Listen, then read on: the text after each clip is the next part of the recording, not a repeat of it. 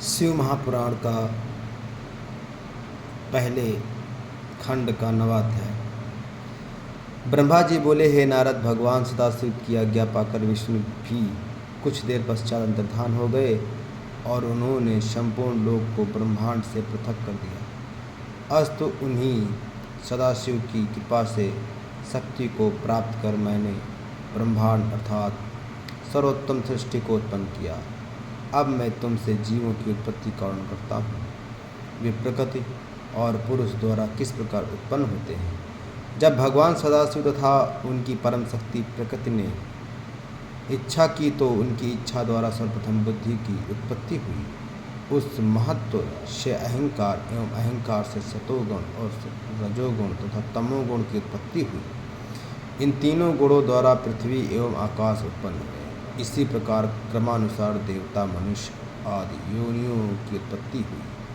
फिर मैंने भगवान सदाशिव के चरणों का ध्यान कर घर का सर्वप्रथम सनक, सनंदन, सनातन, सनत कुमार एवं ऋषि इन 5 मनुष्यों को उत्पन्न किया। ये सब भगवान सदाशिव का ध्यान धरने के अतिरिक्त और कुछ नहीं जानते थे।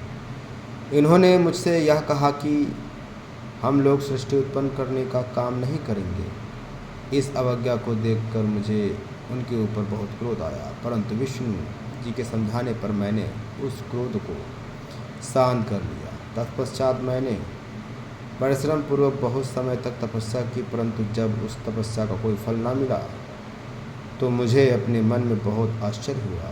उस समय मैं भगवान सदाशिव की माया से ऐसे भयभीत हुआ कि मेरे नेत्रों से आंसुओं की बूंद टपकने लगी। उस समय भगवान सदाशिव ने दयालु होकर मुझे सद्बुद्धि प्रदान की, जिससे मेरे हृदय में यह इच्छा उत्पन्न हुई कि यदि भगवान त्रिशूलपाणि ही मेरे पुत्र होकर जन्म ले तो संपूर्ण कार्य स्वयं ही सिद्ध हो जाएंगे। इस बात को मन में रखकर मैं फिर बहुत समय तक योग समाधि में लीन हो गया।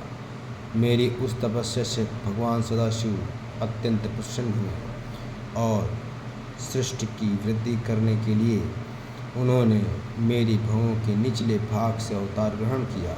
उन्होंने अपने उस अवतारी शरीर में वे चिन्ह प्रकट कर दिए जिन्हें मैंने सर्वप्रथम विष्णु जी के साथ उनका दर्शन प्राप्त करते हुए देखा था। इस प्रकार उन्होंने मेरी सहायता करने के हेतु अवतार ग्रहण किया।